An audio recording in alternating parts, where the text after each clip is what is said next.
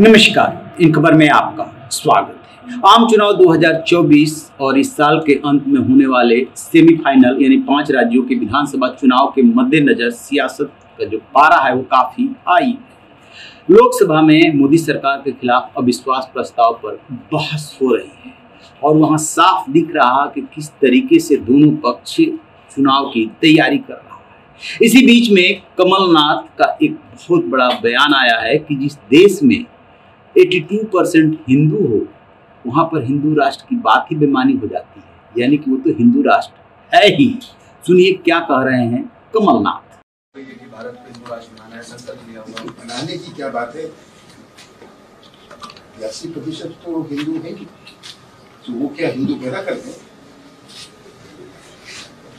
विश्व में जिस देश में इतनी बड़ी वहां कोई देश की बात है, ये तो है कि 80% अगर हिंदू हैं तो हम कहें कि हिंदू राष्ट्र है, कहने की क्या बात है, ये तो आंकड़े बताते हैं।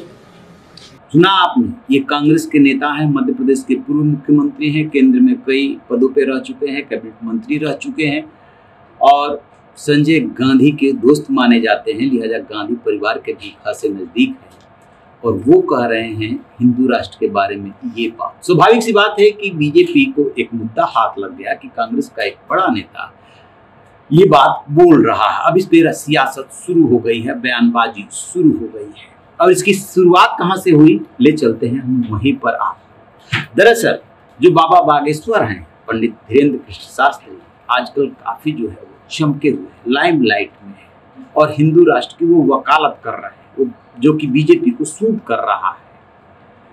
तो जो धीरेन्द्र कृष्ण शास्त्री है उनसे कमलनाथ की मुलाकात होती है, कथा का आयोजन होता है। इसको लेकर के जो कांग्रेस के नेता है प्रमोद कृष्णम, उन्होंने कमेंट कर दिया कि जो खुल्लम खुल्ला आरएसएस के एजेंडे का समर्थन करता है उसके साथ कमलनाथ की इस तरीके से दिल लगी, इस तरीके से नजदीकी नाम नहीं लिए थे और अटैक कर देते हैं।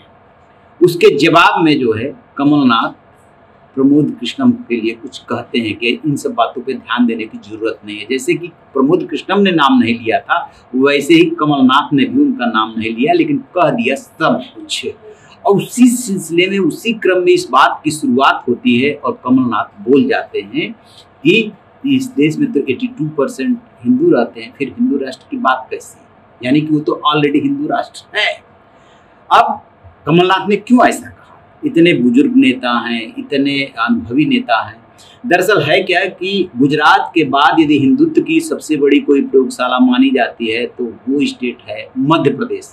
और मध्य प्रदेश में इस साल चुनाव है। पिछला चुनाव कांग्रेस जीती थी, 1-1.5 साल बाद वो सत्ता गंवा बैठी थी क्योंकि उनकी सरकार चली गई थी। ज्योतिरादित्य सिंधिया कांग्रेस से टूट करके बीजेपी में आ गए थे और फिर से शिवराज सिंह चौहान मुख्यमंत्री बन गए।